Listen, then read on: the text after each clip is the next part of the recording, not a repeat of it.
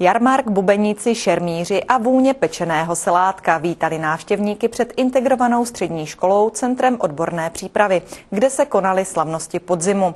Akce byla součástí projektu přeshraniční spolupráce s názvem Tradice bez hranic, v rámci kterého se žáci České a Slovenské republiky seznamují s regionálními zvyky svých zahraničních přátel. Všichni příchozí měli možnost ochutnat tradiční výrobky z valašské kuchyně doplněné o zvěřinu. Součástí slavností byla také ukázka výroby košíků, drátkování a výrobků z ovčí vlny či zdobení perníčků.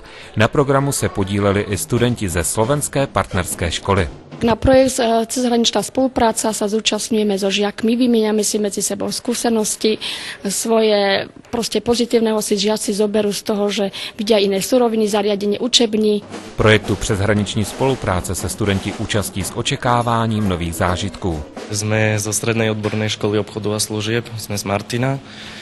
Je to zatiaľ super, zajtra budeme variť, takže uvidíme, ako všetko bude. Hlavním cílem setkání je vzájemné předávání zkušeností a proto budou slovenští studenti vařit pro své české hostitele. Budeme pripravovať ako predjedlo paštety z lístkového cesta so zverinovou penou. Ako polievku budeme servírovať bažantivý var. Ako hlavné jedlo budeme podávať srnčie medailónky s kroketami. A ako dezert budeme robiť mafiny s lesným ovocím. Přítomní hosté zhlédli úvodní prezentaci školy, jednotlivých oborů a prací studentů, vystoupení valašsko-mezříckých bubeníků a šermírské umění skupiny Valmont ze Vsetína.